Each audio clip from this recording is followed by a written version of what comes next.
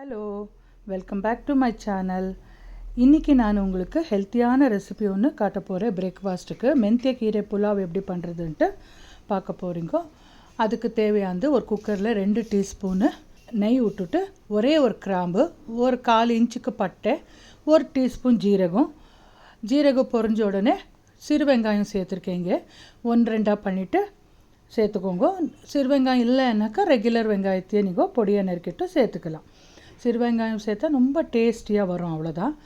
நல்லா வதக்கிட்டு கொஞ்சம் கண்ணாடி பதம் வந்தோட 1 இன்ச்சுக்கு இஞ்சி துண்டை சேர்த்துருக்கேன். அப்புறமா புதினா தழை ஒரு கைப்பிடி அளவுக்கு புதினா தழை ஃப்ரெஷ்ஷாக இருக்கிறது, மல்லித்தழை, அப்புறம் காரத்துக்கு ஏற்ற பச்சை மிளகாய் சேர்த்துட்டுருக்கேன். இங்கே 2 பச்சை மிளகாவை பொடியாக நறுக்கி சேர்த்துருக்கேன். காரத்துக்கு எவ்வளோ தேவையோ, எவ்வளோ நீங்கள் அரிசி எடுத்துன்னு இருப்பீங்களோ அதுக்கு தகுந்தபடி காரத்தை சேர்த்துக்கணும். இது கூட ஒரு 1/4 கப்புக்கு பச்சை பட்டாணி கூட சேர்த்துருக்கேன். ஃப்ரெஷ்ஷாக இருக்கிற பட்டாணி சேர்த்தா ரொம்ப டேஸ்டியாக வரும்.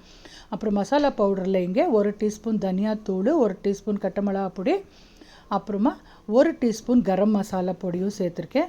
அப்புறம் 2 தக்காளியை பொடியாக நறுக்கி எல்லாம் சேர்த்துட்டு நல்லா வதக்குறேன்.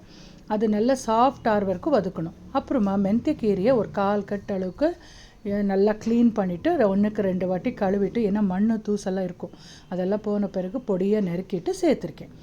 அப்புறம் தேவையான உப்பு சேர்த்துட்டு ஒரு ரவுண்ட் நல்லா கிளறி விடுங்க. பாருங்க, இது கோதுமை மில்லட் வரகரிசி. இது ராத்திரியே நான் ஊற வச்சுருந்தேன். 1 கப் அளவுக்கு நல்லா கழுவிட்டு ஊற வச்சுட்டு காலையில் பிரேக்ஃபாஸ்ட்டுக்கு மெந்திய கீரை பலாவ் சொன்னேன்னே அதுக்கு சேர்த்துட்டுருக்கேன். நான் இங்கே மில்லட்டை சேர்த்துருக்கேன். நீங்கள் வளப்பரிசியில் இதே மெத்தடில் தான் பண்ணிக்க. 2 கப்பு தண்ணி சேர்த்துட்டுருக்கேன். இந்த கப்பில் தான் நான் வரகரிசி எடுத்துகிட்டு இருந்தேன். ஸோ அதே கப்பில் 1:2 ரேஷியோவில் தண்ணி சேர்க்கணும். சேம் அரிசிலையும் இப்படி தான் 2 சேர்க்கணும், இதுலேயும் அப்படி தான். ஒரு 3 விசில் நல்லா கூணும். அப்போ சாஃப்டாக வெந்திருக்கும். இது ஓசை அடங்குத்துன கூட இதுக்கு ஒரு ராய்த்தா பண்ணி நான் காட்ட போகிறேன். வெள்ளரிக்காய் சிம்பிள் ராய்த்தா ரொம்ப டேஸ்டியாக இருக்கும். பாருங்க, குக்கர் விசில் வந்தாச்சு. ப்ரெஷர் இறங்குறதுக்குள்ளே ராய்த்தா பண்ணிடலாம். இங்கே நான் ஒரு ஃப்ரெஷ்ஷாக இருக்கிற நல்ல இலசாக இருக்கிற வெள்ளரிக்காயை பொடியாக நெருக்கி விட்டு மல்லித்தழை கொஞ்சம் ஒரே ஒரு பச்சை மிளகாய் சேர்த்து கெட்டியாக தயிர் சேர்த்து தேவையான உப்பு சேர்த்துட்டு நல்லா மிக்ஸ் பண்ணி ரெடியாக வச்சுருக்கேன். நீங்கள் வேணும்னா தாளிப்பு கொடுக்கலாம். நான் அதெல்லாம் ஒன்றும் பண்ண மாட்டேன். ஏன்னா நான் எப்போவும் டயட் கான்ஷியஸில் தான் பண்ண போகிறேன். ஆனத்துன்னு எண்ணெய் நெய் அதெல்லாம் அவாய்டு பண்ணுறதுக்கு ட்ரை பண்ணுறேன். அவ்வளோதான். பாருங்க, இப்போ ஓசை அடிங்கின அப்புறம் திறந்து பார்க்குறேன். எவ்வளோ சூப்பராக வெந்திருக்கு பாருங்க. பார்த்தாலே இப்போ சாப்பிட்ணுன்னு தோன்றது இல்லையா உங்களுக்கு? கண்டிப்பாக நீங்கள் செஞ்சு பாருங்க. நீங்கள் வளப்பரிசிலையும் செய்யலாம், இந்த மாதிரி மில்லட்டில் செய்யலாம், கின்வாவில் செய்யலாம். உங்கள் எந்த நீங்கள் பயன்படுத்துகிறீங்களோ அதில் வச்சு இதே மெத்தடில் இதே மசாலா போட்டு பண்ணலாம்.